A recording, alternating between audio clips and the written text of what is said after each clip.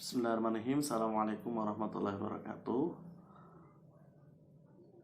Ayah bunda yang saya hormati dan anak-anak saleh-salehah, mudah-mudahan di rumahnya semuanya diberikan kesehatan selalu ya.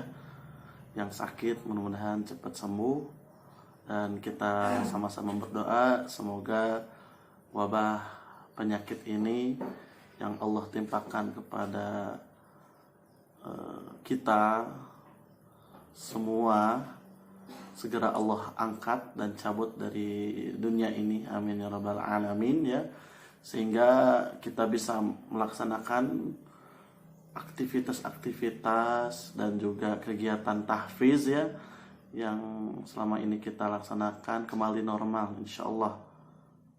Untuk sepekan ini kita laksanakan pembelajaran tahfiznya via online dulu ya. Kita ikut aturan pemerintah yang mengharuskan PPKM darurat ini ya.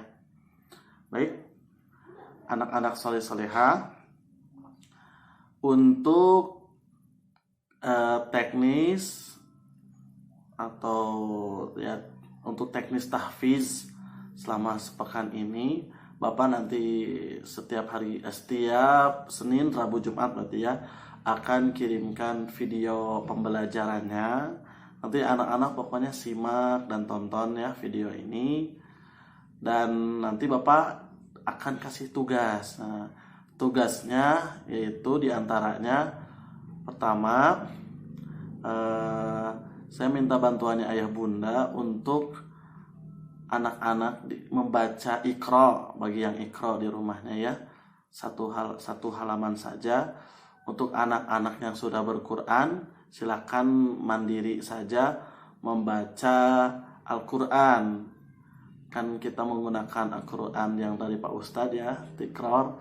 Silakan baca 2 warna di rumah ya. Iya. Untuk itu yang keduanya nanti ada tugas berupa hafalan bersama. Kan hafalannya ada 2 ya, bagi yang sudah Quran berarti ada hafalan sendiri, hafalan mandiri, dan yang belum Quran itu hafalan bersama ya. Untuk kelas siang berarti hafalan bersamanya di surat An-Nazi'at. Kita kemarin baru sampai ayat 13. Nah, insyaallah hari ini kita akan coba nambah ayat 14 sama 15. Nah, insyaallah ini mudah ya. Baik, untuk itu langsung kita mulai ya anak-anak. Membiasakan sebelum belajar kita membaca doa dulu ya. Kita membaca Al-Fatihah bersama-sama ya. A'udzu billahi minasy syaithanir rajim. Bismillahirrahmanirrahim. Alhamdulillahi Rabbil Alamin. Ar-Rahmanir Rahim. Maliki Yaumiddin. Iyyaka na'budu wa iyyaka nasta'in. Ihdinas siratal mustaqim. صراط الذين أنعمت عليهم غير المغضوب عليهم ولا الضالين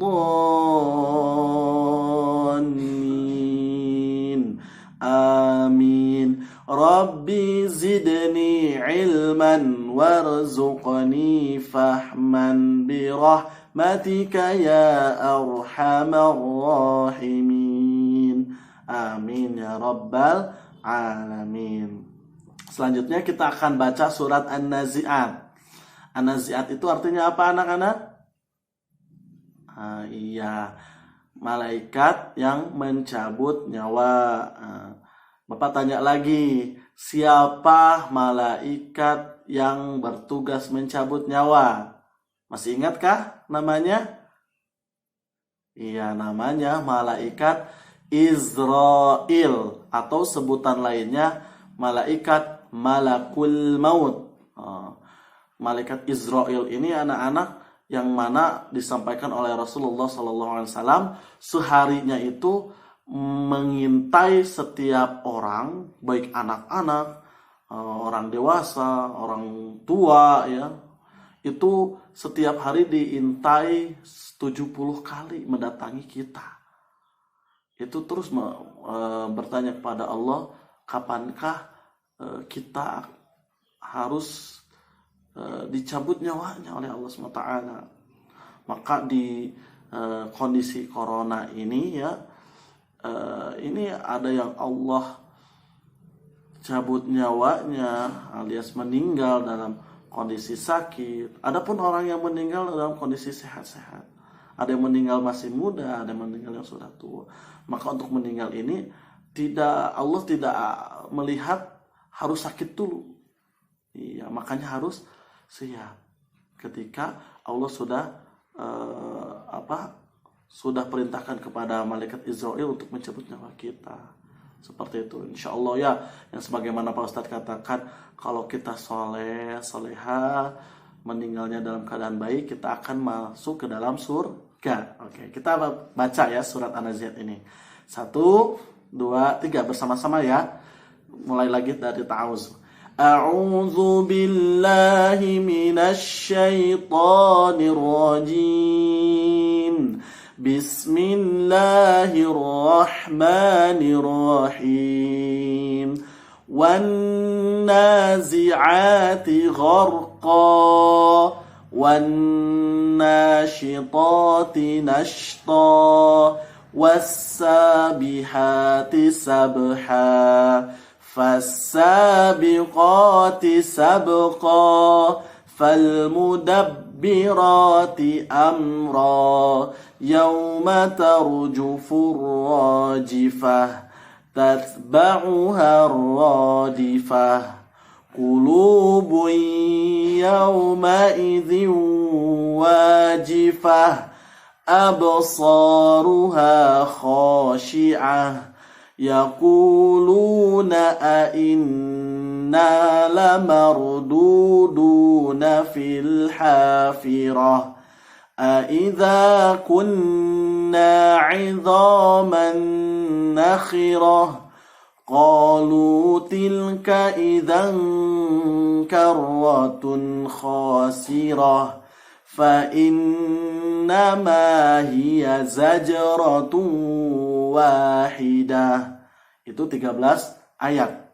Bagi yang baru-baru masuk bergabung dengan tahfiz ini, kelas tahfiz siang ini, maka silakan diulang-ulang aja, murojaah terus untuk mengejar ketertinggalan di beberapa ayat awal ya surat An-Nazi'at. Insyaallah nanti Pak Ustadz akan kirimkan video versi satu halaman An-Nazi'at ini ayat 1 sampai 15 di beda video dengan ini ya. Baik, untuk supaya anak-anak bisa melatih terus hafalannya, bisa seolah-olah sedang menghafal bareng dengan Pak Ustadz. Baik, ayat 14 itu fa'idha huruf fa, huruf i dan za. Za itu da yang ada titiknya. Da yang ada titiknya. Nggak kelihatan ya. Sini coba. Spidolnya habis. Za ya, da yang ada titiknya. Itu lidahnya ketemu dengan gigi atas. Za. Coba. Za ya. Fa'idhahum.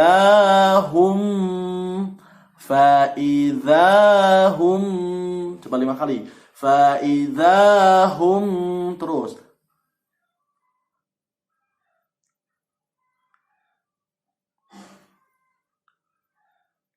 Bisahirah. Bisahirah.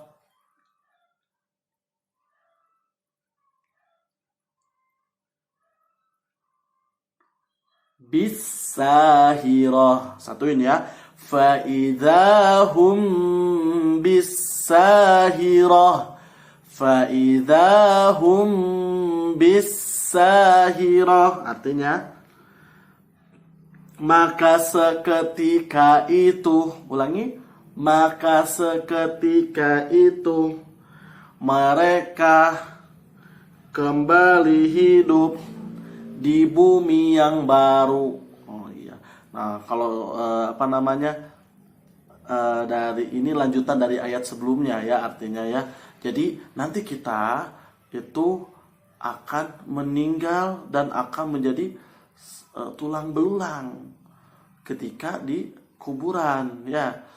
Kenapa sebagaimana Pak Ustaz ceritakan, orang yang meninggal itu lalu dikubur, maka badannya itu akan dimakan oleh hewan-hewan di dalam tanah ya, cacing, rayap gitu ya, sehingga hanya tersisa tulang-tulang seperti itu. Lalu ketika itu selanjutnya maka akan ditiupkan trompet kembali, trompet sangkakala oleh malaikat Israfil, sehingga manusia semuanya dari Nabi Adam sampai manusia terakhir akan hidup lagi.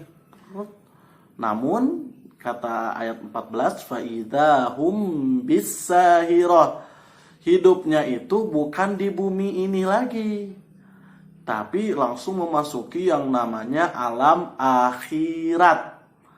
Alam akhirat ini dimulai dari nanti setelah dibangunkan dari alam kubur, kita bangkit di padang mahsyar. Padang mahsyar tuh kayak gimana Pak Ustadz? Pak Ustadz juga belum tahu ya. Nanti jawabannya nanti ketika kita sudah meninggal dan dibangkitkan di padang mahsyar. Pokoknya kata Allah SWT lewat Rasulullah SAW jelaskan, padang mahsyar ini mataharinya sangat dekat banget dari kepala kita. Sekitar berapa ya? 7 hasta atau 17 hasta, pokoknya dekat banget, sehingga setiap orang itu akan bermandikan keringat saking panas banget. Namun ada orang-orang yang merasa tidak terlalu panas sebabkan dengan amal-amalan ibadahnya. Ini ada yang dihidupkan dalam kondisi perutnya besar, terus bau busuk, ada yang kepalanya seperti hewan, ada yang tidak bisa berdiri merangkak. Itu karena amal ibadahnya, karena dosa-dosanya seperti itu. Dihidupkan di alam baru, nanti di padang mahsyar, langsung nanti dihitung amalnya, dikumpulkan dihitung amalnya. Lalu ujungnya kita ada dua, bisa masuk ke dalam surga atau ke neraka. Kita berharap masuk surga semuanya ya, insyaallah. Anak-anak Pak Ustadz, anak-anak tahfiz Darqutni Quran Center ini semuanya menjadi ahlul surga, bahkan bisa membawa orang tuanya, keluarganya masuk surga bersama-sama insyaallah.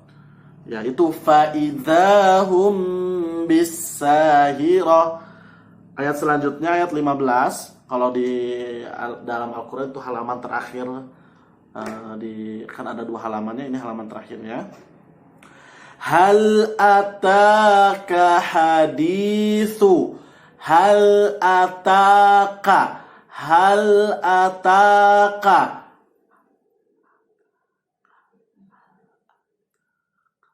hal ataka hadithu Musa, hadithu Musa, hadithu Musa, hadithu Musa, hadithu Musa, hal ataka hadithu Musa, hal ataka hadithu Musa. Bisa ya, gampang ya. Coba kita baca bareng-bareng, 1, 2, 3.